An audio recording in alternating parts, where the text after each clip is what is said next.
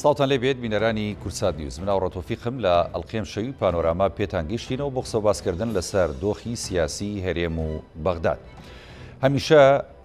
لە دوای ساڵی 2023ەوە دۆخی سیاسی لە نێوان بەغدا و هەرێمی کوردستان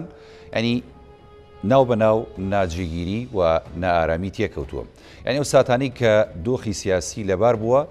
هەمیشە دیار بووە و ماوەکانی زۆر کردبووە. هەرێمی کوردستان هۆکاری زۆربەی ئەو نائارامیە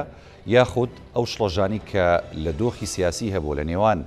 هەرێم و بەغدا زۆر جار گەڕاندوێتەوە بۆ بەغدا و بۆ لایەنە سیاسیەکانی بەغدا بە سونە و بە شیعەوە. لە ئێستاشدا ئەبینین هەمومان کە دۆخی سیاسی تا ڕادەیەک لە نێوان هەرێمی کوردستان و بەغدا دواوی کە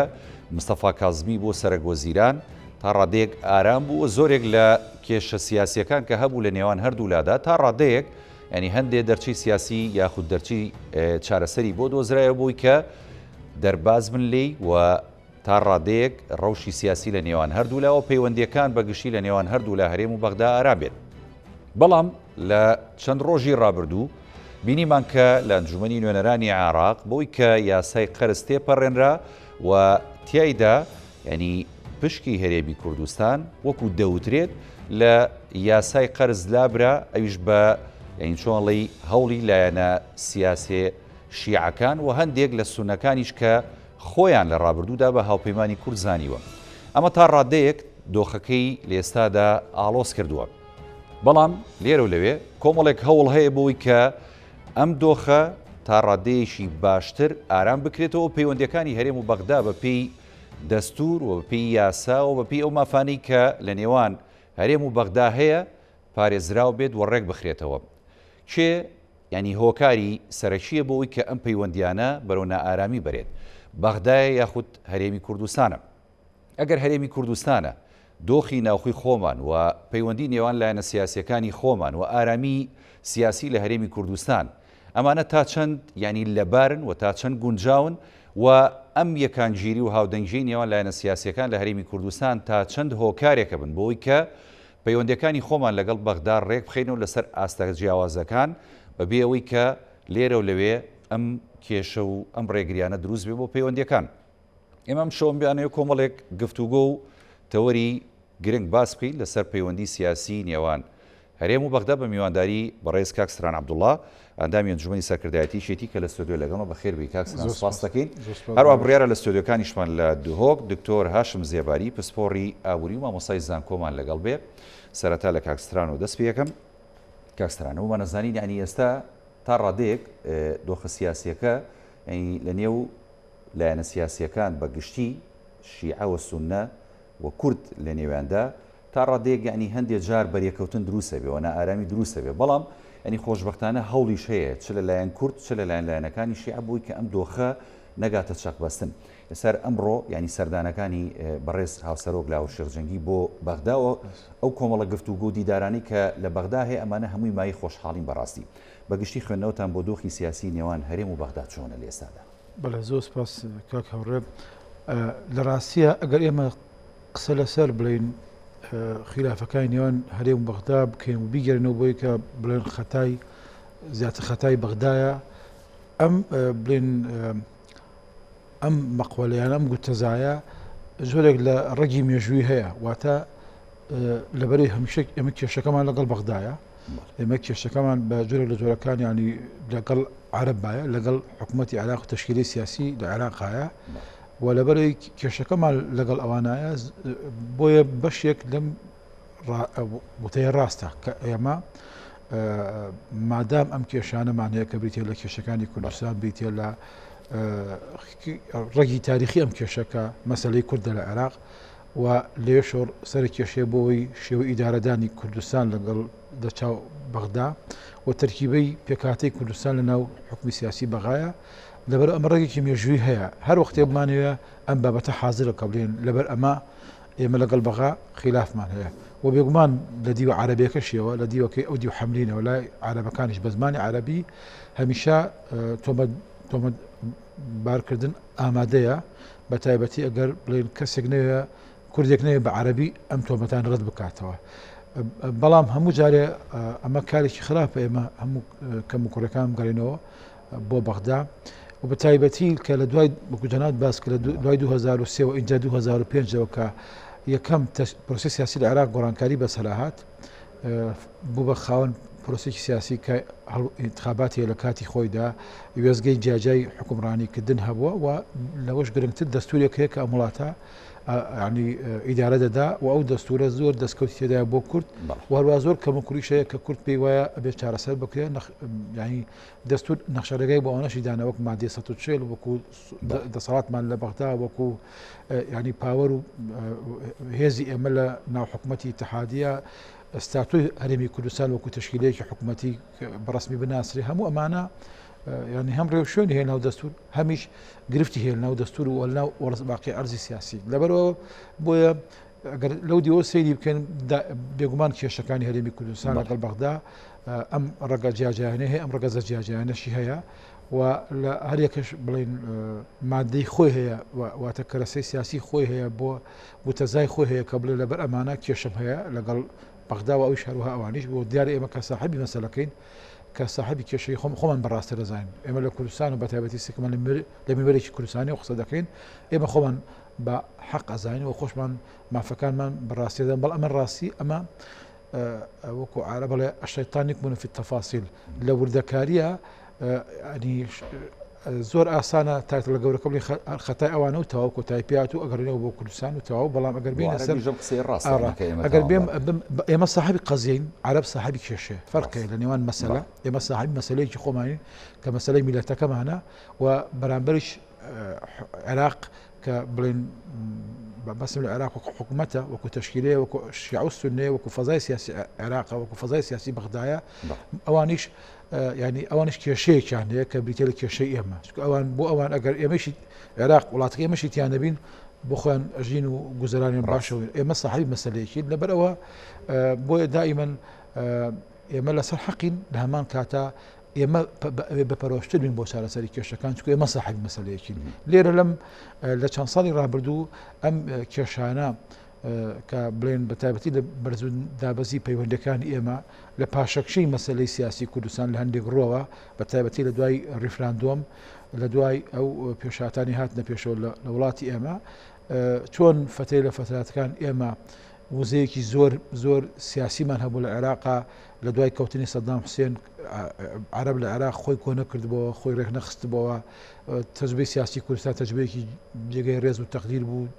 جێگای حرمەت بوو لە ئاستی مجتەمەعی و دەوڵەتی و عێراقیش تازە فێری یاری دیموکراسی نەبوون فێری فێڵەکە نەبوون لەبەرەوە ئێمە پێشکەوتنی باشمان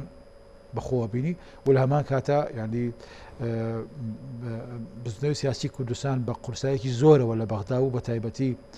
هەم یەکێتی و پارتی هەمیش لەناو دەسەری ئەوشەوە جەنای مامجل هەمووکو سەر کۆمار و هەمووکو کارکتەر و کاریزمایە کە دەوری زۆر گرنگی گێڕا لە مؤسسەی لە مەرحەلەی تاسیسکردنەوەی جارێکی دیکەی عێراق لە 2003ەوە ئەو دەستکەوتانەی کە ئەو بنەما دەستوریانەی کە ئێستا احتیمال دەکەینە سەری و داواکەین کێشەکانمان لەسەر حل بکرێ و چارەسەر بکرێ مامجللی کێلو کەسانی مؤسسینی دیموکراسی تازەی عێراقی تازەیە لەبەر ئەوە بۆیە یعنی ئەو مەرحەلەیە ئەو پێشکەوتنانان بخۆ ئەو پاشەکشەی کە ئێمە بینیمانە لە چەند ساڵی ڕابردوو لە ڕاستیە نەدەبێ بمان ترسێنێ بە چۆکماندا دەبێت کە پێمان وا بێتە تەواو کێشەکانمان ئیتر بڵین ئیتر هیچمان پێ ناکرێت لە عێراق نەبێ واش بێ لوتبەرد و بێمنەت بین کاتێک کە دەستکەوتێک بەدەستێنێت و پێمان وا بێ هەموو شتێک لە بەدڵی ئێمەیان ناوەیە کە لە ڕاستیە ئەمە باشە کە بڵێن بڕیشی ئێمە قەسەم تۆزێک چاوتان لێمان بێ نەواش بێ ئێمە بڵێن بەی شێوەیە قبولی ناکەین لە نێوان ئەو دوو ئاراستەیەدا کە بێمنەتیە و ئاراستەی کە پارانەوەیە ڕێگایەکی دیکەیە کە گفتوگۆ و ڕاشکاوانە قسەکردن و پێداگەی لەسەر مافەکانی گەلی کوردستان وەک ئەوەی کە لە دەستور هات وەک ئەوەی کە ڕاستێکی مێژووی مەسەلەی کورد و کوردستانە لە چوارچێوەی عێراقێکدا لەبەرەوە ئەمە ینی هەموو جارێ ئەمە دەبێت ئەم بنەمە ئەساسیانە ڕاستە سەرەتاکانن بەڵام ئەگەر هەموو جارێ ئاڵۆزوی سیاسی ڕوویدا زۆر گرنگە ئێمە ئەو سەرەتانەمان لەبیر بێ و بۆ خۆمانی بڵینەوە بۆ خەڵکی بڵێن و ڕێکی خینەوە کە بەشێک لەو کێشانە خەتای بەغدایە ڕێگێکی هەیە ڕێگی شۆڤێنی بێ ڕێگی تایفەگەری بێ ڕێگی خۆرەخستنەوەی عێراق و نەزع شۆڤێنەکەی جاران بێ وەڵام ڕێگی کەشەیە لا ئێمە کە ڕێگی ئەوەی کە ئێمە واناز بۆ نابێ تەعامل بکەین ینی هەموو شتێک لە شەو ڕۆژەکە بەدەست دێ یاخود کە مکوورەکانی دیوەکەی خۆمان نەبینین کە بەشێکی زۆری پەیوەندی بە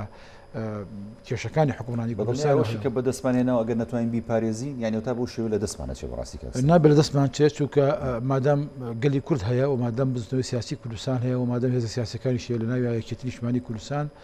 نابێت ئەو شتانەمان لەدەستێ نابێت لێبی ئەومەد بین بەڵام ناشبێ یان لێ غافلگیر بین لەو ناڕاستەدا هێڵی سێم هەیە وەکو سەجلات باس کرد کە هێڵی ئەوەیە کە یەکێتی نیشتیمانی کوردستان کە بزنەوەی سیاسی کوردستان کە حزبە سیاسەکانی کوردستان نوێنەرەکانمان لە بەغدا نوێنەرەکانمان لە کوردستان هاچۆ و هامشۆدا بن بۆ وردە و دە چارەسەرکردنی و کێشانەی لە هەر شوێنێک گرەیەک هەبوو ئەو گرەیە کە بەدەست ئەکرێتەوە پێویستیان کە بیکەنە گرەی دەم بەڵکو هەڵدەین چارەسەری بکەین. دەست خۆش کاکستران دێمەوە خزمەت جەنابتان بەڵێ دکتۆر هاشم زێباری پسپۆڕی ئاوری مامۆسای زانکۆ کە لە دۆکەوە لەگەڵ مای سڵاوت لێ بێت یعنی لەگەڵ بەڕێز کاک ئێستران عەبدوڵڵا ئەندامی سەرکردایەتی یەکێتی نیشتیمانی کوردستان ینی بە وردی عمقە سیاسیە کێشە سیاسیەکەی نێوان ینی بەغدا و هەرێمی شی کردەوە کە ینی ئەمە کێشەیەکە کە کێشەی بەغدادە و ئێمەش لایەنێکی لەم کێشەیە ینی هەم دەبێت بەغدا بێتە سەرمێزی گفتوگە و دانوستان کە بووی کێشەکە چارەسەر بکەین هەم هەرێمیش دەبێت ینی بەو پێودانگانی کە هەیە لەگەڵ بەغدایە گفتوگە و دانوستان بکات و ینی مل نەدا بەڵام دانوستان کە بۆی کە ئەوەی هەیەی بەدەستی بێنێ یاخود ئەوەی کە بەغدا دەیەوێت لە هەرێم بەدەستی بێنێت بە هەمان شێوە بەغداش بەدەستی بێنێت. بەڵام نەمێ لە ڕۆ ئابوووریەکەەوە لەگەڵ جەنابتە ینی قسە بکەم و پرسەکەەوە ها بکەم ینی ئێمە جگە لەوەی کە کێشەکانی نێوان بەغدا و هەرێمی کوردستان عمقێکی سیاسی و مێژووی نەتەوەییان هەیە ینی ئێستا بۆتە کێشەیەکی ئابووریش بەڕاستی لە نێوان هەرێم و بەغدا لە دوایەوەی کە هەرێمی کوردستان لە ماوەکانی ڕابردوو لە ساڵانی ڕابردوو ئابووری سربەخۆی ڕاگەیان و نەوتی خۆی فرۆشت و ئێستا کۆمەڵێک کۆمپانیای نەوتی جیهانی هەر لە هەرێمی کوردستانەوە بەرهێنەکەن و نەو دەفرۆشن. کێشەی ئابووری لە نێوان هەرێمی کوردستان و بەغدا ئەتوانین بڵین ڕەگوڕیشەکەی هێندە قوڵە کە ئەستەمەوەها ئاسان چارەسەر بکرێ لە نێوان هەرێم و بەغدا یاخود نەخێر عینی شت وەکو کاکستران ئاماژەی پێدا کێشە دەستوریەکانمان کە لەگەڵ بەغدا هەیە ڕێوشوێنی یاسایی و دەستوری بۆ دانراوە بۆیە چارەسەر بن ئابووریش بە هەمان شێوان توانین چارەسەر بکەین ئێمە لەگەڵ بەغدا. زۆر سوپاس حقیقت ئەف کێشەیە احتیمالە وەکو کێشەیەک دەستوری کێشەیەک سیاسی پتر ڕەنگڤەدانە خۆ هەبیتن لەسەر جوورێ پەیوەندیان دنابەرە بەغدا و هەولێرێدا لێ کێشە هەرە بەرچاف و ئەڤروکە بوویە وەکو بێژین بوویە ستونا هەموو کێشان دنابەرە هەردوو ئاڵندیا ئەوژی پرسا گرێبەستن پترۆلێ و پرسا ئابووریە و پرسا سەردەریکردنە چارچووێ دەولەتەکە فیدرالیدا ئەلدیف سیستەمên سیاسی ku gereke di nava sîstemên federalî da cure peywendiyek mukim di navbera navendê û gelherêma da sercûrê federaliyetê hebîtin lê ya ku ez li Iraqê da dibînim heqîqet yanî kêşeke zûr zûr alûz e ew jî ji ber ku lêktêne geştinek heye li ser cûrê dabeşkirina erk û berpirsaretiya di nava dewleta ku sîstemê wê federalî bît li vî welatî. Eva ku niha çêt bît pitir divêtin em wê arasteyê li ber çavar bigirîn dîr ji distûrî û dîr ji wekû hikmê waqiî wekû dîfaktuya mewcûd di hevkêşa rûşelata navîn de û hevkêşa Iraq wekû hevkêşa herêmayetî û rûşelata navîn de û li ser asê dinyayê em wê kêşê di çarçûvê wê arasteyê bînin ya nîvdewletî ku evrûke bi hemî şêweyeka piştevaniya hikûmeta Iraqê dikin wekû dewlet wekû merkez wekû navend. Ji ber vê yekê jî hem arasteya eqlîmî ya herêmayetî û hem arasteya nîvdewletî ev rû piştevaniyeka bê sinûr bû hikûmeta Kazimî û hikûmeta Iraqê derdbirin û her wisa dixwazin ku ev Iraqê ya girtî bît û herêma Kurdistanê jî wekû herêmeka federal di çarçûvê vê dewletê da ya hevgirtî bît gel Bexda û perepêdan bi van peywendiya bihêtedanan li ser binemayê federalîzmê ya ku evrûke hatiye piyadekirin û hatiye berçavkirin di nava distûrê sala 2005 da. Kêşa serekî ev ye ku piştî heqîqet piştî nexweşkeftina Serok Mam Celal dawiya sala 2012 serheldayî û و دیبلوماسیەتا کوردی نەکاریەک و پشتی نەخۆشکەفتنا سەرۆک مام جەلال توی ئاستێ بەرپرسیارەتێدا بیت گەل ئالیین سیاسیەن بەغداد چووکە سەرۆک مام جەلال توێ باوەریەدا بی کو لەوێ عێراقێدا و خوندنەوەیا سەرۆک مام جەلال بوو واقع و کەتوارێ نێودەوڵەتی و هەرێمایەتی خۆ توێ چەندێ دادبینی کو هەمی پشتەوانیا وی سیستەمێ فیدرالیتیان پشتەوانیا عێراقەکە ئێگرتیتیان ئەش بەرڤەیەکێژی ئەف کێشەیە 2013 و دیفدا و شەڕێ داعشێ و وەکو بێژین سیاسەتێت حکومەتا مالکی لوی سەردەمی هەمی بوونە ئەگەرێ وان درستبوونە وان وەکو بێژین دنابەرە دوو کڤانداندا وان تەشەنجاتە دنابەرە هەرێم و بەغدادا ئەف چەندەژی پتر لەسەر ئالیێ لەسەر لایەنی ئابووری ڕەنگڤەدانە خۆ هەبوویە دەمێ حکومەتا هەرێما کوردستانê وەکو ئەمشێن بێژین جۆرە مەغروریەک حقیقت بۆ درست بوو پشتی و ئەو مەسحێت پترۆلی هاتینەکردن ژە ئالێ کۆمپانیاتێت بیانیڤە و وەسا دا دیارکردن کو پتر ژێ 45 ملیار بەرمیلên یەدەک di nava axa Herêma Kurdistanê da hene û îmkana heye ku Herêma Kurdistanê bikarîtin ihtimadeka serbexû û aboriyeka serbexû piyade bike ev e bû ciyêdaxê ji teban ku wî serdemî aştî hewramî Wezareta Samanê Siruştî şiyan bi heqîqet yanî hemû layên siyasî helxeletênin û riyekê îcabî nîşê bidin ku ev aboriya serbexû dêbîte hokarek bû خو بجێوی و اکتیفاءەکە زاتی در هەرێما کوردستانê bê ku ihtimadê bikene li ser Bexda lê xwendinevêya siyasetmedarên Kurd û her wisa Wezareta Samanê Siruştî û boçûna van kompaniyatê petrolê heqîqet boçûneka waqicbînane nebû çunke hemî pêşhat û hemî pêşbîniyet wî serdemî nexwastme ku berî şerê Daişê dest pê bike şeş meha hemû sînaryoyê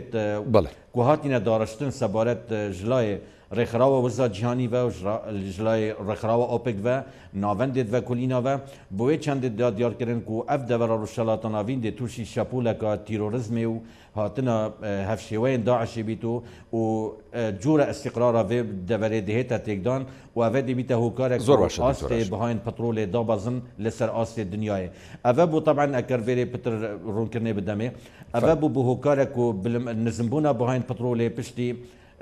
نیوا ایکی سال 2014 اوه همی طبعا ورژه توی و کارتکرنه توی کرن حتی بویا 2015 و دم 23/6/2015 آبویا سربخواهاتی اعلان کرن اول دیو پروگرامه که واقع بینانه نبو و پلان بناهات بو دارشتن بحقیقت اوه پتر عطف و عاطفه پتر زال بویا لسر زمان عقلی و زمان منطقی کو هیدی وجا کشین هرمیل 2015 و حتی گشت قوناغا ناوی ریفراندومی و رودانت پشتی ریفراندومی همی خوندنه که خلط بو بوی واقعی که افرو که مجتمعی نیف دولتی و جواکا نیف دولتی و ولات هریماتی همی به همی قوت و هزا خوی پشتوانیا و عراقای گرتید کن الدبری زور باشه دکتور دست خوش دیم و خدمت جناب کاکستران یعنی اما کاتێک کە باز لە دۆخی سیاسی دەکرێت ینی دەوترێت کە هەرێمی کوردستان بە تایبەتی ینی لایەنە سیاسیەکان و سەرکردەکانمان ئێمە وەکو جەنابەت ئاماژەت بە ڕۆڵی سەرۆک مامجەلاددا و دکتۆریش ئاماژەی پێدا هەمیشە ینی کەسێکی دیبلۆماسی بوو و چالاک بوو لەو وارەدا کە بچوایەتە هەر کێشێک و ینی بەبێ هەلکردنی و کێشێ ناهاتە دەرەوە بەڵام ینی ئێستا گلەیەکە لەوەیە کە دەوتر دیبلۆماسیەتی کوردی تا ڕادەیەک لە ئاستی پێویستدانیە یاخود لە ئاستی سەرکەوتندانیە لە کاتی ململانی و کێشەکان کە دەچێتە دانوستانەکانەوە کورد ئەوەی کە ئێستا پێویستە لەم قۆناغەدا پێی هەستێ لە ڕووی ڕێخستنەوەی پەیوەندی سیاسیەکانی لەگەڵ لایەنە سیاسیەکان بە شیعە و سونە و بەغدا بەگشتی دەبێت چۆن بێت دەبێت یەکگرتوو بێ یاخود ڕێگایشی دیکە هەڵبژێرێ بەڕاستی ئەزانی ئەگەر ئێستا قسە لەسەر بڵێن کێشەکانی نێوان هەرێم و بەغدا بکەین لە ئێستادا بڵێن لەم چەند ساڵی ڕابردووە باسی ئەو ڕێگە مێژوەکەمان کرد ئەو لێگەڕێن ڕەگە لەسەر سێ بنەما ئەم کێشیان لەسەر سێ پایە وەستا بێ یەکیان کێشەی پاوەەر واتە هێزی ئەمە و هێزی حکوومەتی عراقی یان هێزی هەرێم و هێزی بەغدا یەکیان ڕەنگە لەسەر مۆزعی پارە بێ ینی بودجە و موچە و ئەوانە یە ڕەنگە یەکیانیش لەسەر پایە بێ واتە مەکانی ئێمە لە حکوومەتی اتحادی لە حکوومەتی هەرێمی کوردستان تەشکیلەی هەرێمی کوردستان لە ناو چوارچەوەی دەستوری عێراق و لە عێراق ئێستا یەکێ لە مشکلاتە گەورەکانی هەرێمی تر نییە لەبەرەوە ئەم کێشەیە کە دروستە بێت لەوان هەرێم و بەغدا هەمیشە واکەوێتەوە کە کێشەیە نێوان کوردستان و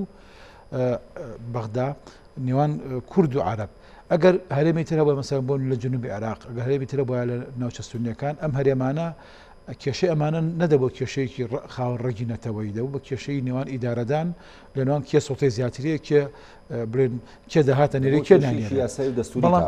ئێستا تەبان ئەخرەوە بوعدە دەستوریەکەیەتی بەڵام لە میدیاکانە کە دەرەکەوێ وا دەرەکەوێ ینی کێشەیە نێوان کورد و شیعە و سونە و جاران ئەگەر سەیری کەین جاران کێشە بوو نێوان کورد و عەرەب دوای کەوتنی سەدام حوسێن بە کێشەی نێوان کورد و عەرەب و شیعە چونکە ینی دەرکەوت لە عێراقیشە تەنەوە هەیە فرەی هەیە ینی بڵێن تەشکیلەیەک کەرەوە نیە بڵێن عەرەبن و تەواو دیارە عەرەبەیە شیعە عەرەبەیە سونەیە و ئێستا لە دوای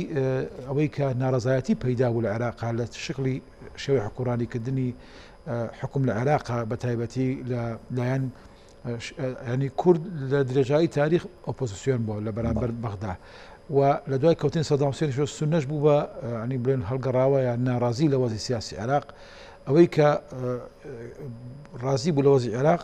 شیعەکان بوو و لەم چەند ساڵی ڕابردووە ئێستا ناو شیعەکانیشە دوو سێ شیعە پەیدا بوون ئەوەی کە شیعی ئیسلامی سیاسەکە ئێستا حکومەکە و ئەو شیعی کە لەسەر جادەیە کە پێویستە داوای ناسنامەیەکی تری عێراقا کە بەشێک لە کێشەکانی دیموکراسی تێدا بەشێک لە کێشەکانی ژیان و گوزەرانی تێدا یان ئێستا لە ئەم تەشکیلی ئێستا حکومی عێراقا کە بەڕێز مستەفا کاظمیە ینی تەمسیلی ئەوەندەی تەمسیلی بە جۆرێک لە جۆرەکان شەقامی عێراقی کە ئەوە تەمسیلی ڕێڕەوەکانی حکوڕانی ناکە لە عێراقەوەتە مستەفا کاظمی سێ تەشکیلێکی پەرلەمانی نییە کە زۆینەی پەرلەمانی لابێ بۆی حکومەت لەسەر ئەساسی تەشکیلکە شەقامە و پێش ئەویش مڕەشەحی تەسویە کە بەڕێز عادل ئەمهەدی بوو یان ئەویش کتێکی پەرلەمانی بەهێزینە بوو بەڵام مڕەشەحێک ینی کەسێک بوو بڵێن مرشحی تسویه و مرشحی سازشکردن بوو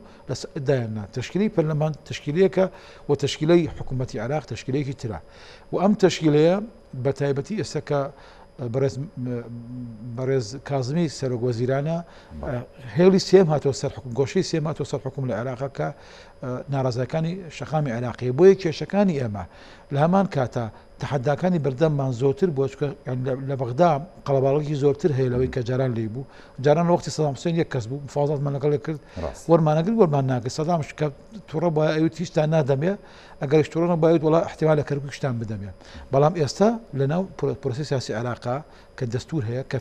کە تشکیلەی فیدرالی هەیە کە مؤسساتی جیاجیا هەیە ئالۆزیەکە زیاتر بووە بەڵام لە هەمان کاتە ینی واتە تەحەداکە گەورەتر بووە بەڵام لە هەمان کاتە دەرفەتەکەش زیاتر بوو وەکو جەنابیشت ئاماژەت پێدا لە پێشەوە دکتۆر هاشمیش ئاماژەی پێدانی ئەمە چمکی تێنەگەیشتنی عێراقیەکانە بە خودی کوردیشەوە لە ماناکانی دیموکراسی و دابەشکردنی دەسەڵاتەکان یاخود نەخێر خۆی ئەمە قسە لەسەر نەخوێندنەوەی یەکتری قسە لەسەر ئەو کێن بڵێن پرۆسی سیاسی عێراق 16 ساڵ هەیە بەشێوە ینی پێگەیشتوو هەم لە کوردستان لە مەرحەلەی ساوایەتی دەرچووە هەم لە عێراقیش لە 2003ەوە ینی دیموکراسی سیاسی بستنەوەی سیاسی هەیە کە خەڵک داوای مافەکانی خۆیەکە حکوومەت هەیە پەرلەمانی انتخابات هەیە لە ناو انتخابات تەزویر هەیە ناڕازایەتی هەموو ئەمانە معناوە لە ناو عێراقا پرۆسەی کەڵەکەکردنی تەجربەی سیاسی هەیە لەبەرەوە وەکو جاران نییە لەبەرەوە گەر بڵێن ینی بگەڕێنەوە بۆشتی بگەڕێنەوە بۆ ئەوەی کە لە ڕاستیە ئەگەر نەخشە ڕێگانەی بۆ چارەسەرکردن ئەم هەمە ڕەنگە لە دەستگاکانی عێراقا ئەو هەمە ڕەنگە لە دەستگاکانی کوردستانە و پێکەوەشکە بەریەکەوتن ڕوادا ئەشێ ببێتە مای کێشە وەکو ئێستا کە کێشەیە بەڵام ئەگەر ڕێگا بۆ چارەسەرکردن ئەشێ بێتە مای دەوڵەمەندکردنی پرۆسی سیاسی عێراق چارەسەرەکەی دەستور بکرێتە پێشەنگ یا چی دەستورێکیکە لە ڕێگاکان بێگومان بەڵام ئێستا بچینەوە نمونەیەک باس بکەین ئێستا کێشەکانی ئێمە وەکو دکتۆر باسی کرد مەسەن کێشە ئابوووریەکانمان ئەو بەشێکی کێشەکانی ئێمە دیارە گرنگە مەسەلەی بودجە گرنگە چکە کەس ناتوانێت لەسەر گوزەرانشیانی خەڵک مساومە بکە بڵێ وەڵا با نەبێ موویە گەلەکەمان سەری بەرز بێ ینی ئەمە لە عێراق خۆی نایخوا ئێستا تۆ ئەگەر دیقەت بدەین لە عێراقا شیعەکان حکومەکردن کە ئاوات هەرە دینەکانی شیعەکانەوە سەر حکوم بەناوی ئیمامی عەلی بەناوی شیعی ئیسلامی سیاسی حکومەکەن بەڵام لەمان کاتە ناڕەزایەتیە ئێستا پرسیار لە خۆپیشاندانەکانی عێراق بە نمونە وەربگرین کاتی خۆی کە خۆپیشاندان کرا ساڵی پار خەڵک ئەیوت عێراق وڵاتێکی دەوڵەمەندە والهمان كاتا انتخابات أكريا ودا بززجاي جاجاش هي العراق أنجمني محافظة كان هي حكوماتي محلي هي حكوماتي اتحادي هي أي بو عراق كشيء هي دەرکەوت ئەمە ینی بۆ عێراقی ساڵەت ئەم کێشانە حڵکە ئێرەکانی حڵکردنی ئەم کێشەیە چی بوو عێراق یاسایەکی تر دەرکردەوە بۆ انتخابات دەرکەوت بۆ چاکردنی گوزەرانەکەش کێسە بۆ تە کێشەیەکی گەورە لە عێراقا بەسەلەی بڵێن نەبوونی معاش و پارە هاتوون ئێستا یاسایەکیان داناوە کێسە بۆ تە کێشەی ئێمەش لەگەڵ بەغدایە مۆزۆی قەرزەکەیە کە ئێمە دەڵێن پێمان وایە بەشەکە ئێمە تێبێت تێدا وایە و ئەمە بەشێکی گەڕێتە بۆ ئاڵۆزەی کە لە ئەقسادی عالەمیە دروست بوو دوای چەند ساڵی ڕابردوو کە نرخی نەوت بەجارێ دابەزی و دوای دروستبوونی کۆرۆناش نەخۆشی کۆرۆنا کە ئالگۆری بازرگانیشی ئینکرد ئەگەر دیقەت بدەیت بۆچی عێراق بۆچی مستەفا کازمی هات لە کوردستانە گەڕا بە دوای دەواازە سنووریەکانە لەبەر نەوت کەوت بازای نەوت کەوت دەواازە سنووریەکانی کردن لە کوردستان هەر بە دوایە گەڕا لە جنوبی عێراق بە دوایە گەڕا لە حدود لەگەڵ ئوردنا بە دوایە گەڕا لە پەیوەندی ئەو ڕێگای شامیان کە اختراع کرد لە نێوان ئوردن و مصر و وڵاتانی ترە لەو گەشتە مەکوکیانەی لەو گەشتە مەکوکیەی کە سەرۆکوەزیرانی عێراق دەیکرد بۆ ئاشکردنەوەی محیتی سونەی عەرەبی لە وڵاتە عەرەبیەکانە هەموو ئەوانە بۆ چاکردنی بۆ دۆزینەی بەدیلێک بوو لە دابەزین نرخی نەوت کە بە زۆر لە جۆرەکان وەزئی بازرگانی عێراق باش کاتەوە ئەمە بەشێکە لە کێشەکانی نێوان هەرێم و بەغدا شوکە بەغدا خۆشی بەشێکە لە کێشەکانی لە بواری ئابووریا هەیەی ئێمە قسە لەسەر ئەو نەکەین باڵین وڵا بەغاش گوناحە پارەی نییە یاخۆ بڵێن وڵا کوردستان کێشەی هەیە ئەوان هەمووی ڕاستە بەڵێ کوردستان ئەو شتێنی ئەو ڕخنە و گلەیانی کە خەڵکی کوردستان دەیگرێت لە موسسات لە دامەزگاکانی ئەوانە ڕێوشێنی خۆی ئەم کێشانە بۆ ئەوەی تو حەلی بکەیتەوە بۆ حەلی بکەیتەوە پێم وایە ئێمە پێویستمان بۆ زیاد لە ڕێڕەوەیەکی سیاسیمان پێویستە کای لەسەر بکەین یەکی لەو ڕێڕەوانە ئەوەیە کە ئێمە ئابووری و بڵێن گوزەران و دارایی خەڵکەکە بەشێکە لە کێشەی گەورەتر کە مەسەلەن نمونی متمانە لەوان هەرێم و بەغدا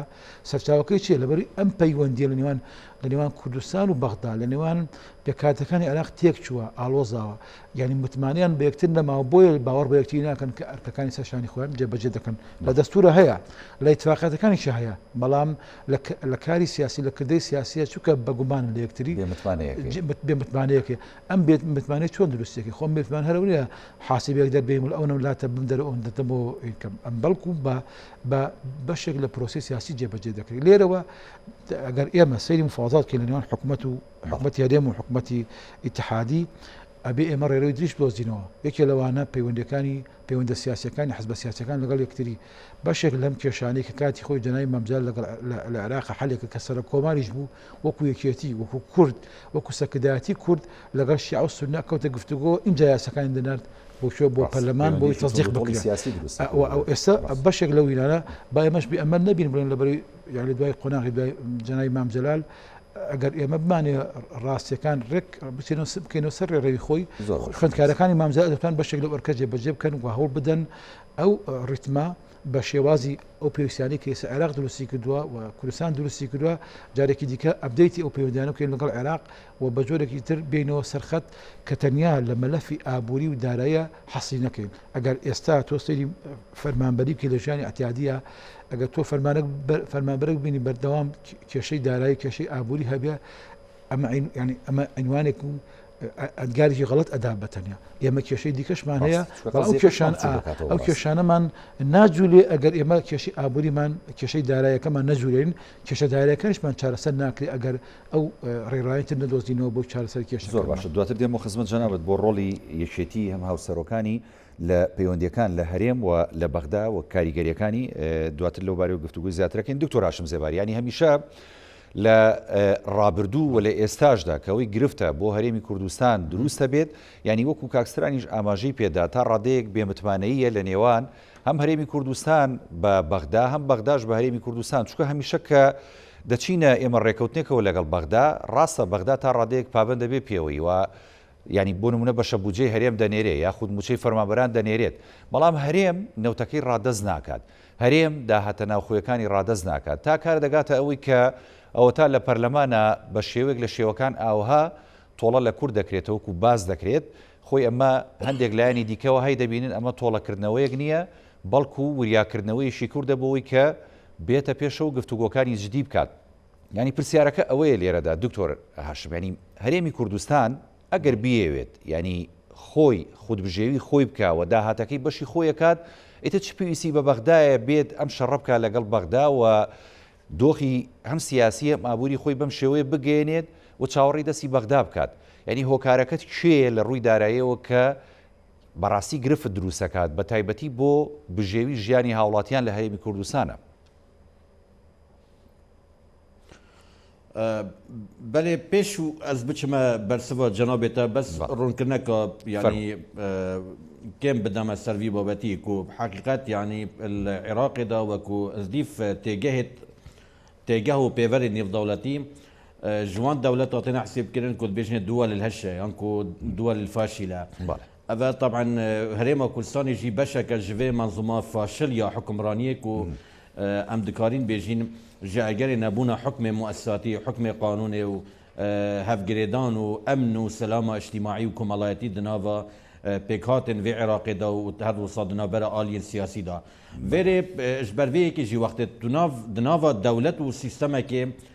wisa da bê ku sîstemek dûr ji hukmê muessatî bît, bêguman hemî kêşe û gîrogirif dê ser helden ji wana jî kêşa gendaliya siyasî û fesada siyasî یا کو ji serê heramê dest pê diket û şor dibîteve di nava kayên civakê û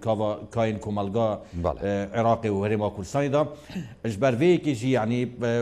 wekû rewş wekû dewlet qû dewleteka asayînî ne, wekû sîstemeka tabîî ya asayînî ne ya ku vî welatî prêveçî ji alê siyasî ev ca ji layê aborî û komelayetî û roşenbîrî û ferhengî û heta dawiyê da. Vêrê bême ser pirsa ku cenabê te kirî divêtin em ji bîr nekin ku destpêka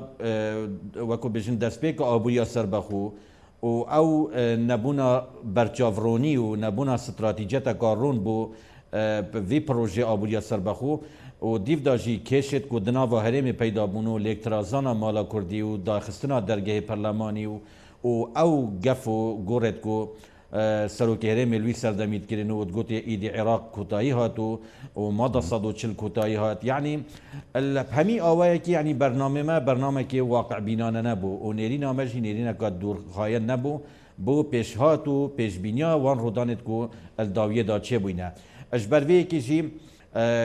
kêşa here serekî jî vî welatî ev bûyen hemû girêbestin petrolê ku ji alê hizbeka diyarîkira Kurdistanê ve ku serokatiya Wezareta Samanê Siriştî dikir û wî serdemî û heta niha û baştirîn gorove jî ev ye ku heta niha li vê kabînê da ew rêkeftin û ew tewafik di nava vê hizba siyasî da çênebûye ku wezîrekê dabnên bû Wezaretî Samanê Siriştî. Ev jî xop xwe giroveye û delîle bû yekê ku şikest xwardina siyaseta neftê vî welatî da alekê siyasî tinê berpirsiyar e ji nebûna şefafiyetê û nebûna roniya van girêbestin petrolê û her wisa daxilbûna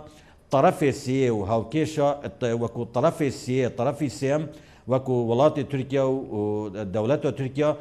di nava meadile û hevkêşa peywendiyên aboriyê Herêma Kurdistanê û Iraqê da li ser dûseya petrolê. Ji vê yekê jî taban bu hokarekê wê yekê ku berdewamiya vê gendaliyê û nebûna bernamekî çaksaziya rasteqîne destêwerdana hizbî ya berfire bi awayekî eşwayî di karibarên welatî da û dewletê û hukmraniyê da nebûna sîstemekê durist ya rêvebirnê û yê îdarî û gel hebûn û berfirebûna şapola gendaliyê û gendaliya siyasî di nava welatî da û di nava Herêma Kurdistanê da ev hemû bûne asteng ku rêkê bigirît bi damezrawabûna komelga Kurdî û bi damezrawbûna muessatên hikûmeta herêmê ji ber vê yekê jî bernamekê rû nebûye ku دکتۆر هۆکارگەلی کە جەنابەت ئاماژەت پێدا ئەم هۆکارانی کە ئاماژەت پێدا ئەمانە تا چەند ینی موبەڕی ڕێدەنە دەست بەغدا کە ینی بەتەنگ هەرێمۆنێت یاخود بێباک بێ لەوەی کە هەرێمی کوردستان موچەی هەیە یاخود دەتوانێت موچەی فەرمانبەرانی بدات؟ بله بله بالتاكيد يعني او همو بهانه ومبررات كو حكومه العراق حتى انها بحقيقه يعني بجاوك سوق جاوك سيفيك بري خدتها تجربه وازمونه هريما كردستان يجي كو ازبج من الفيريج دا طبعا همو لاين السياسيه بكينانا حكومه هريما كردستان بربرسيارنينا بلكو لاين السركي يدكو همي جمجه دصلاتي وهمي جمجه ابوري مؤسساتي حكمراني سياسي في ولاتي دا بدستوي بوينه ئەو بەشی شێریە بەرپرسارەتی هەلگریتن یەدوێ سڤێکبوونا خەلکی هەرێما کوردستانی و سڤێکبوونا ئەزمۆنا هەرێما کوردستانی چاوێ بەغدادا ji ber vê yekê jî min berdewam gotiya wekû ji alê aborî ve û vekolînek jî teban berdewam vê dawiyê da belav kiriye ser ji ba petrolê û aboriya serbexwe herêma Kurdistanê da ku hatiye belavkirin govarên zanistî da min amaja wê çendê kirî ku ev proje aboriya serbexwe û ev gîrogireftin gendaliya siyasî nebûna hukmê muessatî nebûna berçavroniyê nebûna şeffafiyetê ev ye bi girefta serekî li berdem nehametî û nebûna mûçey û xirabûna astê gozeraniya xelkê herêma Kurdistanê da lewra ez niha jî dibêjim berpirsyarin beramber vê axivnê eger gendalî û nebîtin eger şeffafiyetî jî bête berçavsnekirin bawer bikin me dahatekê mezin heye hemî jêderên aborî da çi dwarê petrolê da çi dwarê sekterê dî da çi warê gomirka da çi warê wekû bijin xalê sinorî da ev hemî dahatekê mezin me hey ez wê baweriyê da me ev dahata û ev hebûna va îmkaniyata hemî kîfayeta bûye çendê tu bikarî moçê fermanbera bideyît û xwar bo selmandiniya qisەی جەنابەت ینی دکتۆر هاشم لە ئەخیر لێدوانی بەڕێز سەرۆکی هەرێم ئاماژەی بۆ کردووە گەر ئێمە ینی بەغدا 900 میلیارد دیناری ماگانەما بداتێ دەڵێ هەموو نەوتەکەش و هەموو داهاتی هەرێمی کوردستانیشی دەدەینێ کەواتە ینی ئەتوانین بڵین داهاتی هەرێمی کوردستان لە ئاستێکی باڵایە تا ئێستش تا ئەم ساتی کێمە گفتوگۆکەین ez wê qenaetê û baweriyê dame ku kêşa herêma Kurdistanê kêşa şeffafiyetê ye kêşa hebûna gendaliyeka berfireh ya menazim bes vê çendê bû nisbet xala petrolê û siyaseta petrolê ez wê baweriyê dame ji encamê girêbestên habeşên tomarkirî digel aliyên kompaniyatên biyanî û kompaniyatên biyanî kiriye hevpişik û digel wa da ew gendaliya çêbûyî delalî û firoştina nefta herêma Kurdistanê û takrawî ev hemî bûye hokarê wê çendê ku heta çend salê dî jî em ihtimale baca van xeletiya van şaşiya bidin ji hîrkatiyet van girêbesta êkî ji wan ez wê bariyê dame heta çend salê dî jî em bes kulfatê çûna van kompanya bideyne û heq destê wan û ew çend dahatiye kirin ez wê bariyê dame çi tiştek namînîtin ev navê wê yekê ku bira berhemek bimînîtin em radersî bexda bikin lewra ez wê bariyê dame حکومeta Herêma Kurdistanê û siyaseta neftê Herêma Kurdistanê ez bêjim nabêjim hemî hikûmeta Herêma Kurdistanê Wezareta Samana Siruştî hemî nefta Herêma Kurdistanê herac kiriye û erzan firoş kiriye û heta sala 2022-23 jî ez vê baweriyê dame çend neftê firoşî nikarîtin textiya wan tekalîfa biket bi wan kompanyatê petrolê بەڵێ دەستخۆش سپاس دەکەم دێم و خزمەتجانە بەڵێ کاکستران ینی هەمیشە خەڵکی هەرێمی کوردستان چاوێن لە سەرجەم لایەنە سیاسیەکانە و دەیانێ بەڕاستی ینی خۆ یانی ناکرێ هەموو لایەنە سیاسیەکان ینی خەمی ئەم هەرێمە یاخود هاوڵاتیان یاخود موچەخۆران ینی وەلاوە بنێن و ینی سوور نەبن لەسەر دەستکەوتنی داهات بۆ هەرێمی کوردستان ینی لە نێواندا خەڵک ینی بەڕاستی چاوی لە هەوڵەکانی یەکێتی نیشتیمانی کوردستانەوە هەمیشە بە فریاد ڕاستیان بینیوە بەڕاستی هەم لە ڕابردوو لە سەردەستی سەرۆک مام جەلال هەم لە ئێستا ژیانی کەیەکێتی لە خاڵی نوێبوونەوە و لە خاڵی ینی خۆڕێخستنەوەیشی گرنگایە لەسەر ئاستی هەرێم لەسەر ئاستی عراق و ناوچەکە ینی ڕۆڵی یەکێتی چی ئەبێ بە تایبەتی لە هەرێمی کوردستان بۆی کە تا ڕادەیەک هەم تاگڕەوی نەهێڵە لە بڕیاردانی گرنگ لە چارەنووسی ئەم گەلە هەم لە بەغداش کە ئێستا ئەم ینی جەولە گرنگانە دەستی پێکردەوە بەڕاستی ئالم کاتە هەستیارەدا کە زۆر گرنگە بۆ خەڵکی کوردستان زانین کاک هەوڕێ ئەمە ڕێک ئەو تێڕوانە ئەسەلمێنێ کە باسمان کرد ینی کاتێەوە هاتووە ئێمەوە نەزانین پرۆسی سیاسی لە وڵاتی ئەمە لە کوردستان لە عێراق یەکسەر مجرد کە حکوومەت تەشکیل بوو ئیتر حزبەکان دانیشن لێ پاڵکەون ئەساسی پرۆسی سیاسی لە عێراق و لە کوردستان ئەگەر نوقسانێک هەبێ ئەوەیە کە ینی ئێمە هەموو شتەکانمان بە حکوومەتەکان سپاردووە لە کاتێکە پرۆسی سیاسی زۆر لەوە گەورەتر و فراوانتر ئەساسن يعني عراق كيسد دستوري هي كبرلماني هي كحكومتي هي وهروها هرمي كردستان اماني هي يعني او كساني ك يعني بدي هنا ام وستو يعني ام تشكيلات السياسيه رسميا الحزب كان بون خباتي حزب كان بون كدستوري عراقي بدس هنا خباتي كتيش ماني كردستان وهذا السياسي كان كردستان وهذا السياسي كان عراق بوك ام بنما دستوري يعني بو عراق دانا وكيساك هر كسي كش يعني حتى موظف مجموعه فرمانبر افندي بن بري والعراق اساسي قانوني هيك اساسي دستوري لبرو حزب السياسي كان لم استدا زوزو غرغ اللي رش دي سنه غرغ الدوري كتنيش ماني كردستان و گرنگە دەوری سەکردایەتێکی تیژمان کوردستان و سەردانی هاوسەرۆکان ئێستا کەم لە بەغدان وەفدێکی یەکێتی نیشتیمانی کوردستان بە سەرۆکاتی هەواڵ لاور شەخجەگیر لە بەغدایە ئەمە دیسانەوە تاکیدکردن ئەهمیەتی ئەم دەورە حەزبەیە کە زۆر جار ئەم ڕۆڵەیە یەکێتی نیشتیمانی کوردستانە کە زۆر جار حەزبی دیکە ڕەنگە بتوانێت بەناوی دەوڵەتەوە بەناوی حکوومەت و ئەوانەوە ئەم بینە بکە بەڵام ئەمە ئەساسێکی تریشی هەیە کاک هاوڕێم ئەو شەوەیە تشکیلاتی حکوومەت عادەن لەسەر زۆرینەی انتخابی دروست دەکرێت ئەساسا بۆ نمونە لە هەرێمی کوردستان بڵێن زۆرینەی جونگەکانی حکومڕانیکردن بەدەست پارتی دیموکراتی کوردستانەوە نەتیجەی انتخاباتە نەتیجەی تێبینی ئێمە بێ لەسەر انتخابات واقعەکەوەیە کە تشکیلی حکوومەت ئاهۆ بەو شێوەیە و حزبەکانی دیکە ئێمە وا خەباتەکەین بۆ شەراکەت بە گوێرەی اتفاقیەتەکانمان بە گوێی ڕێکەوتنەکانمان تاکیدی دەکەین و ساڵەکە لەو ئاراسەیە دەکەین ئەم استحقاقە سیاسیە جێبەجێ بکەین حزبەکانی دیکە شەروها و ئەوەی لە دەروی حکومڕانیشە داوای پرۆسێکی ئاراسەیەکی کەشەیە خورسایی و سەنگی لایەنەکانی دیکە لە اینجا ئێستا لێرە ئەهمیەتەکەی لایەنەکانی دەروی حکوومەتیش ڕاستە بەشێکن لە حکومت بەڵام بەشێکن لە پرۆسی سیاسی ئەوانیش داوای دەوری سیاسیەکە لەم پرۆسێ لە ئاستی کوردستان و لە ئاستی عێراق ئێستا کە هەرێمی کوردستان سیاسی ڕسمی هەرێمی کوردستان ئەڵێ سوپاسی کۆدەنگی کورد دەکەین کە لە بەغدا ئەم شتە کراوە و کراوە ئەمەمانە ئەمە کۆدەنگی هەرێکی پارتییان کرد دیارە حزبەکانی دیکەش کە بەشدارن لە پەرلەمانتاریان هەیە لە بەغدا سەرڕای هەموو ئەو زام و برینارەی کە هەیەە لەسەر مۆنۆپۆلکردنی حکومانی لە کوردستانە بەڵام لەم مەسائل چارەنووسازەیە یەکهەڵوێست بوون بۆ ئەمە پێویست بووە لە ئاستی کوردستان شا تەرجەمەی بکەیتەوە ئەم یەکهەڵوێستیە بۆ لەبەر ئەوەی لێرە و ئەهمیەتی حزبە سیاسەکان و بەتابەت دەوری یەکێتی نیشتیمانی کوردستان دێتە کایە وەکو حکوومەت بە نەتیجە لەسەر زۆرینەیەکی پەرلەمانی تشکیلە بێ زۆرینەی حکومڕانی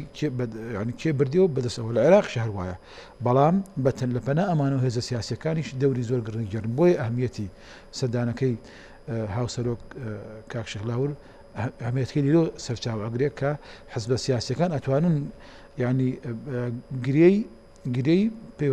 پرۆسە سیاسەکە بکەنەوە شەرنی ئێمە خۆمان بۆ مەسەلەن سبەینە بچین ناو پەرلەمانی عێراقەوە زۆینە و کەمینە دروست بکەینەوە بەڵام ڕێگا بۆ چارەسەری سیاسی دۆزینەوە ئێستا لە عێراق چەند ساڵی ڕابردووشوا بووە ئەوە کوتم ینی سەردەمانی جەنابی مام جەلال بەشێکم کێشانی بۆ تەریقە حەلە کرد ئەچوە بووە پرۆژە یاسایەک هەر یەکەی تەنازولێکی کرد بۆ لە بەرگەیەکە لە مادەیەکە بەنەتیجە دیمەنەکە لە بەردەم میلەتی عێراقا لە بەردەم میدیاکانە لە بەردەم منبەرە گشتەکانە ڕێککەوتنێکە کرا زۆر گرنگ ئاگامان لە ورد و درشتی ڕووداوەکان لەبەر ئەوە ینی زۆر گرنگە ئێمە شتەکان بۆ سۆ بەجێنێن لەناو پەرلەمان لە ناکاو سەرکی کتلێکی سیاسیە ناڕازیە ئیتر ئەو کاتێ ممکنە شەڵەژانەوەی لە بەرچاوی کامیرەکانەوە خەڵک تووشی دوڕاکێ بێ بەڵکو بێم ڕێککەوتنانە پێشتر بکرێ و گفتوگانە ڕێ بکرێت و ئیشی لەسەر بکرێت لەبەر ئەوە ئێستاکە زۆر گرنگ ئەو حقەتە بزانین ئێمە زیاد لە ڕێڕەوێکی سیاسیمان لە پێشە یەکێ لەوانە حکومت نابێ حکومت تەنیا بریتین لە حکومەتی هەرێم حکومەتی اتحادی حکومڕانی تەنیا بریتین لە حکومەتەکان بریتێ لە پەرلەمان بریتێ لە فراکسیۆنەکان بریتێ لە حزبە سیاسەکان بریتێ لە کەسایەتە سیاسەکان کە ئەتوانن دەوری سنگینی خۆیان لەم ئاسەدا بگەڕن بۆیە گرنگە یەکێتی نیشتیمانی کوردستان ئەگەر حزبی دیکەی سیاسی ئەمریکا جێبەجێ نەکە یەکێتی نیشتیمانی کوردستان ئیشی خۆی لەسەرەوە پاک نەخا بۆ سۆ بەجێ بێ چکە ئەمە پێداویستەکانی میلەتەکەمانە حاجەی گەلەکەمانە کە ئەگەر ئەم حاجەیە لە ڕووی گوزاران و دارایی و چارەسەر بکرێت ئەپەرژەی نەسەر بینە سەر مەلەفاتەکانی تر پێ دوایە لە بەرپرسیارەتی قۆناغەکەی لە ئێستادا ینی یەکێتی دەستی کرد بێگومان ینی هەر خەڵک چاوەڕێیەکێتی ئەکە ئەم شتانەی وڵای خەڵکانی بۆ واقعی خەڵک زۆر دڵخۆشە بە تایبەتی بەم جوڵەی ئێستەی ینی بەڕێز هاوسەرۆک زۆر باش ئەم جوڵەیە خەڵک پێی کاریگەری هەیە خۆی لە جوڵەیە کە خۆڵ پێ خۆشە ئەبێ زیاتری بکەین ئەو شتێک کە میلەتەکەمان دڵخۆشەکە ئەبێ زیاتری بکەین دەبێ وەفدی یەکێتی بەردەوام لە بەغدا بێت دەبێ ینی ئێستا وەکو زانیاریەکان هەیە جگەلەوەی کە وەفدێکمان لە وەفدی هاوسەرۆک لە بەغدایە ئێستا یەکێتی نیشتیمانی کوردستان نووسینگەیەکی بەهێز لە بەغدا دروستەکە پێویستەکە بەغدا سەنگەری هەرە پێشەوەی خەباتی ئەمەیە بۆ کوردستان کە ئێمە لە بەغدا بین کە ئێمە لە بەغدا بین بۆ ئەوە لە بەغدا نابین ببین بە بەغدادی چونکە چۆنی بکەین وەکو عێراقیان دەڵێ ینی لە بەغدادیەکان بەغدادیتر نابین بەڵام ئێمە لە بەغداین بۆ ئەوەی ئەبێ پێویستەکە ئێمە لە بەغدا بین بۆی پێگەی کوردستان بەهێز بێت ئەوە پێگەی کوردستان بەدەست بێت خەواری هەرێم بپارێزی پاشەکچەیەک ڕوویداوە چارنووسی سەدەسەدی داهاتی میلەتەکەمان نییە دەکرێت چارەسەر بکرێت وەکو چۆن کاتی خۆی کتنیشمانی کوردستان و شۆڕشوێنە لە زەڵێ بوو وردە و دەتەمەدودی کرد بۆ هەموو کوردستان بۆ بەغدا ئەمە چارنووسێکە دەکرێت جارێکی دیکە دووبارەی بکەینەوە دەکرێت ئەوەی خەڵک ئومێدی پێێتی مەدرسەی کتنیشمانی کوردستان ئەم شتا ئەتوانێت بکە لەم تشکیلی تازای ئێسەی کتنیشمانی کوردستان لەسەری کارەکە ئەم شتانە بکە کە میلەتەکەمان دڵخۆشەکە ئەو دەستکەوتانە بێت دیکە هەنگاویشی دیکەی گرنگیشێتیش کە نا ینی بەڕاستی لە چەند ڕۆژی ڕابردوودا ینی ئەوە بوو کە لە کۆبوونەوەی سەرکردایەتی گشتیان ڕایگەیاند کە با کۆبوونەوەکەی سێسەرۆکایەتیەکە دوا بخرێت ئەوە بوو دوای خرا و کۆبوونەوەی ڕاوێژکاری بوو بە حەقە دەمە هەنگایەک بووی کە پەرچەکردار دروست نەبێت لە هەرێمی کوردستان بزانی کاکاوڕێ یعنی زۆر گرنگە سیاسەتی کوردستانی مادام پێمان وایە کتنیشمانی کوردستان ڕاستە لەسەر حەقە و ڕێباز و شێوەی ئیشکردەکەی ڕاسترە نابێ ئەمە لە فەراغا جێبیینەوە دەبێت ئەمە داکوکی لەسەرکەین ئەم فەرەنگە سیاسیە سەر بخەینە بۆ سیاسی کوردستانە و سەرخسیی بە زۆر نابێ بە چەک نابێ بە تەزویر نابێ بەڵکو بە منطق و معقولیت و گفتوگۆ ئەبێت بۆیە حل ئەوە نەبوو مەسەری کتنیشمانی کوردستان مقاتعی پرۆسە سیاسی بکە وەکو هەندێک سیاسی لە مەراحلی جاجا کردویانە وەکو سنەکان لە عێراقا کردیان بەڵام حل ئەوەیە کە ینی هەڵوێستەیەک بکەیت کۆبنەوەکە کۆبنەوەی تەشاوری بوو و کۆبنەی هەرسێ سەرۆکایەتێک بەبێ فراکسیۆنەکان بۆ ئەوەی کە بگوترێت کە یەکێتنیشمانی کوردستان لەم پرۆسەیە قسەیەکی هەیە نابێ بە زۆینە لە عێراق ئێستا لە ئاستی عێراقا داواکەین مەسەلەکان بە زۆینە و کەمینە نەبێ بە زۆینەی شیع و سونە نەبێ بەڵکو بە تەوافق بێ ئەگەر ئەمە بۆ عێراقی بڵین بۆ کوردستان کە تشکیلێکی هۆمۆجینە میلەتی کورد و میلەتی کوردستانی تایە ینی کورد و زۆرینەیەکی کورد و شیع و سونەی تایە ئەمە بۆ ئێمەش ئەم تەوافقە بۆ کوردستانیش پێویستە کە یەکێتنیشمانی کوردستان دەتوانێت سەردەستیان دوپەیامت وەرگرم بۆ دوو خولەگەمێنە بین بە دکتۆر هاشم بۆی مافی ئەوژ نەخۆین من پێم وایە ینی پاشەکشەی چەند ساڵی ڕابردوومان قەدەرێک نییە گەلی کورد و شیعات بێ بەڵکو ئەتوانێت ڕاستی کاتەوە یەکێتنیشمانی کوردستانیش بەڕای من ئەتوانێت سەردەستێم ڕاستکردنەوەانە بێ و چانسێکی تر بدەین و بەگەلەکەمان و چانسێکی تریش بدەین بە پرۆسی سیاسی لە عێراقا بۆ ئەوەی ینی خەفەت لەوە نەخۆین بڵێن وڵا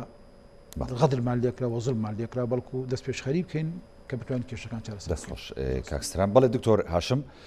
ماوەی دوو خولەک ماوە یەم بە جەنابەت ینی دووەڕا و دو سەرنج و پەیامی خۆت لەم بارەیەوە بگەێنی فەرموو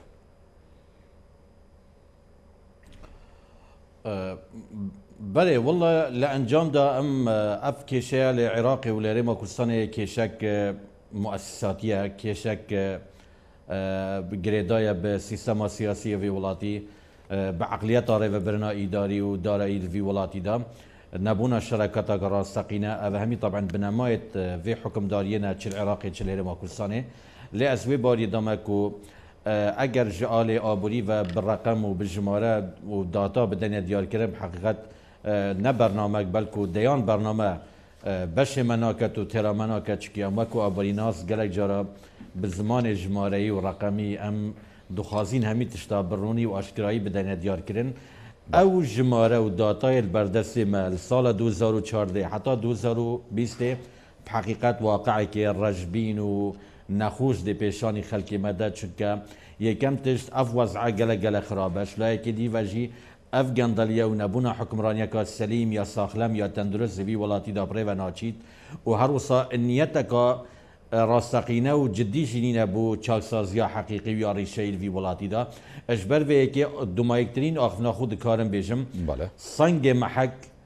wekû layinê yeklayîker ku bikarîtin vî waqeî bogirît ku hemî xelkê Kurdistanê çaverê ye ew jî rolê yeketî nîşîmanî Kurdistan e çunke bi heqîqet îdî nakirêt ku yeketî nîşîmanî Kurdistan ya bêdeng bî li beramber xirabûna rewşa guzerana xelkî ev hewlo pêkolê serokatiya yeketiyê çi bo Bexda çi asê navxwe ev hemî girove û belgeya bû yekê ku yeketî herdem xwaziyara wê çendeye ku ev kêşe bi awayekê diyalog şaristanî bête çareserkirin lewra bi heqet ev rûke cavê Herêma Kurdistanê hemî خەلکی هەرێما کوردستانê rolê yeketiye vî biyavî da. بەڵێ سوپاس بۆ دکتۆر هاشم زێباری پسپۆڕ یابووری مامۆستای زانکۆ کە لە دۆک لەگەڵمان بووی سوپاس بۆ کاکسران عەبدوڵڵا دامی ئەنجومەنی سەرکردایەتی فیتی کە لە ستۆدیۆ لەگەڵمان سوپاس دەکەین کاکسران. بەڵێ بینەرانی بەڕێز هەڵقەیەم شەوی پانۆراماتان پێشکەش کرا هەمیشە ساغ و تەندروست باشن خواتان لەگەڵ.